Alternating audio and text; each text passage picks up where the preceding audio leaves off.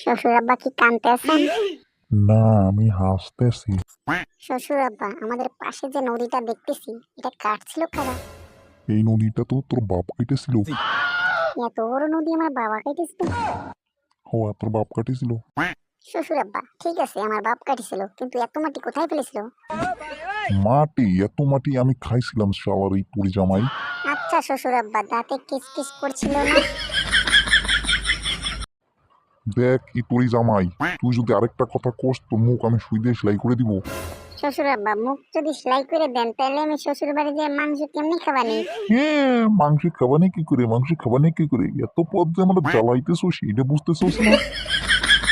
আর ওই শোন, তোর শাশুড়ি আম্মা আজকে ভাপা পিঠা বানাইছে, এই স্বাদ। আচ্ছা শ্বশুর আব্বা, আপনি কি বিয়ে করেছেন? দেখো দিনই তোর জামাইটা কি বলে, বিয়ে না করলে তোর টাস কি হবে। আচ্ছা শ্বশুর আব্বা, আপনার কোনো ছেলে মেয়ে নাই?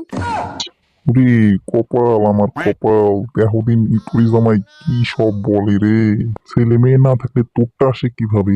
সালা ইতরে জামাই তোর মায়েরা হাত পা বুড়ো করে দিব। তাহলে শ্বশুর বাবা, আমি গোস্ত সবাই খাওয়ানি কিভাবে? গোস্ত সবাই খাওয়ানি কি করে? এই যে যে অবস্থা করতেছ, গোস্ত খাওয়া আসবে না নি। তোর মতো ইতুরে জামাইয়ের কাছে মেয়ে দিয়ে আমি সাই খেছি সাই। শ্বশুর আব্বা, ছাই খেতে গেলেন কেন?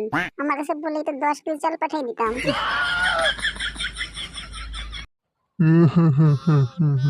কানতেছেন শ্বশুর আব্বা?